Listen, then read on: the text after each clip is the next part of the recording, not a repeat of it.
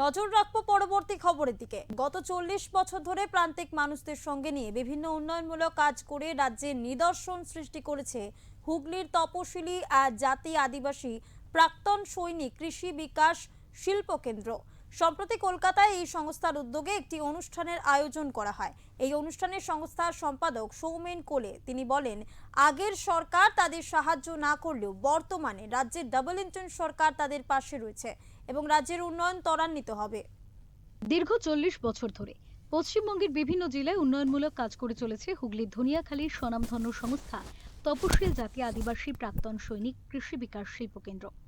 এই সংস্থা গত 40 বছর ধরে প্রান্তিক মানুষদের সঙ্গে নিয়ে নানা উন্নয়নমূলক কাজকর্ম করে চলেছে, যাদের মধ্যে অন্যতম হল মিশ্র কৃষিকাজ, প্রাকৃতিক কৃষি, মৎস্য চাষ, জৈব চাষ, লাক্ষা চাষ, ডার্মি কম্পোজ, পশুপালন, মৌমাছি পালন সহ কেন্দ্রীয় সরকারের বেটি বাঁচাও বেটি পড়াও এবং স্বচ্ছ ভারত অভিযান প্রকল্প। বুধবার সন্ধ্যায় এই সংস্থার উদ্যোগে কলকাতা স্পোর্টস জার্নালিস্ট ক্লাবে একটি অনুষ্ঠান আয়োজিত হয়। এই অনুষ্ঠানে তপশিল জাতি আদিবাসী প্রাক্তন সৈনিক কৃষি বিকাশ শিল্প কেন্দ্রের সম্পাদক সৌমেন কোলে ছাড়াও উপস্থিত ছিলেন একাধিক স্বনামধন্য ব্যক্তিত্ব। এছাড়াও এই অনুষ্ঠানে উপস্থিত থাকার কথা থাকলেও অনিবার্য কারণবশত আসতে পারেননি রাজ্যের আদিবাসী কল্যাণ মন্ত্রী ক্ষুদিরাম টুডু। তবে তিনি আশ্বাস দিয়েছেন সংস্থার কর্মীদের পাশে সব সময় থাকবেন। খুব শীঘ্রই সংগঠনের পরবর্তী সভায় উপস্থিত থেকে রাজ্যের তরফ থেকে সহযোগিতা করা হবে বলেও আশ্বাস দিয়েছেন মন্ত্রী।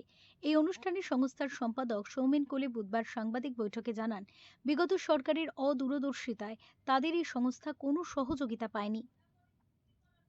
তা সত্ত্বেও অনেক প্রতিকূলতার মধ্যেও সংস্থার কর্মীরা নিজেদের প্রচেষ্টায় উন্নয়নের ধারা বজায় রাখে।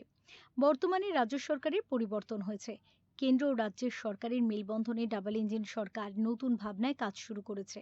আগামী দিনে বর্তমান সরকার এই সংস্থার উন্নতিতে প্রয়োজনীয় সাহায্যে আবারও এগিয়ে আসবে বলে তিনি আশা প্রকাশ করেছেন। তাদের সহযোগিতা না পাওয়ার জন্য এবং পাশাপাশি বিরোধিতা, দুটো তো জিনিস, একটা সহযোগিতা না করা সেটা তবু ঠিক আছে, কিন্তু তার পাশাপাশি বিরোধিতা করা, সেগুলো করার জন্য কিন্তু আজকে আমাদের সংস্থা কিন্তু গোটা পশ্চিমবঙ্গের বুকে কাজটা যে সাকসেসিভ সিস্টেমে করার কথা ছিল সেটা কিন্তু আমরা করতে পারিনি। সেটা আপনারা যারা আমার প্রেস বন্ধুরা আছেন, দাদারা দিদিরা আছেন, তাদেরকে নিয়ে আমি এর আগে অনেক প্রেস কনফারেন্স করেছি, আমাদের বিভিন্ন দিক আপনাদেরকে তুলে ধরেছি, সেগুলো নিয়ে আমি বারংবার আলোচনা করেছি, আপনারা জানেন।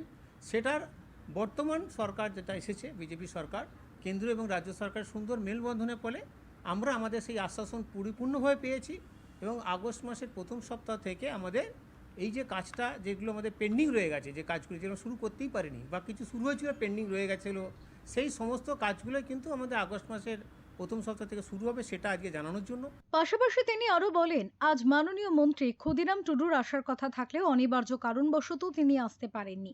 তবে তিনি আমাদের এই সংস্থাকে সব ধরনের সাহায্যের আশ্বাস দিয়েছেন এবং পরবর্তী অনুষ্ঠানে আসবেন বলে কথা দিয়েছেন। আজকে আমাদের যারা উল্লেখযোগ্যভাবে কাজ করেছেন, তার মানে এই নয় যে তারা অন্যান্যরা উল্লেখযোগ্য কাজ করেনি, তা নয়, তাদের মধ্যে থেকে যারা গুড বেটার বেস্ট ছিল তাদেরকে আমাদের এখানে একটা আজকের এই প্রোগ্রামে অ্যাওয়ার্ড সেরিমনির আমরা ব্যবস্থা রেখেছিলাম এবং যার চিফ গেস্ট হিসেবে ছিলেন আমাদের পশ্চিমবঙ্গ সরকারের মাননীয় মন্ত্রী ক্ষুদিরাম টুডু মহাশয়। ওনার সাথে জাস্ট কিছুক্ষণ আগে আমার 10 মিনিট আগেও কথা হয়েছে এবং 5 মিনিট আগে কথা হওয়ার পরেই আমি এসেছি আপনাদের কাছে। ওনার কিছু ডিপার্টমেন্টাল কাজ সমস্যা থাকার জন্য উনি আজকের এই প্রোগ্রামে উপস্থিত হতে পারেননি, কিন্তু উনি কথা দিয়েছেন উনি খুব শীঘ্রই আর একটা ডেট করবে, সেই ডেটে আমি আপনাদেরকে পুনরায় ডাকবো এবং এই প্রোগ্রামটাই কিন্তু পুনরায় হবে, অ্যাওয়ার্ড সেরিমনি হিসেবে কিন্তু হবে এবং ওই প্রোগ্রামটাতে উনি নিশ্চিত থাকবেন, কথা দিয়েছেন এবং এটা আপনারা আপনাদের লেখনীতে সেটা লিখতে পারেন। ওনার সাথে আমার সেটা কথা হয়েছে, আপনি লিখতে পারেন। ওনার আসার আশ্বাস ছিল, কিন্তু যে কোনো কারণে উনি আসতে পারেননি। আমার সাথে যেটা কথা হলো একটা ডিপার্টমেন্টাল কোনো সমস্যা থাকার জন্য।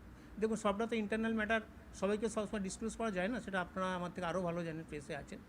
এটার ওপরেই আজকে আমাদের এই মূল প্রেস কনফারেন্সটা এবং আমরা বিশেষ করে যারা আমাদের সাথে সংস্থার সাথে যারা যুক্ত কর্মীরা আছে তাদের জন্য যে বার্তাটা, যে ধরুন দীর্ঘদিন কাজের একটা যে লেথার্জি পজিশনে চলে যাওয়া, কাজ না হওয়ার পরে তাদের যে মানসিক একটা ভারসাম্য হারিয়ে যাওয়া বা পারস্পরিক মেলবন্ধনের মাধ্যমে যে ঘাটতি ঘটে যাওয়া, সেইটা থেকে আমি চাইবো, প্রত্যেকের কাছে রিকোয়েস্ট করবো সেই জায়গাটা যেন প্রত্যেক ওভারকাম করে।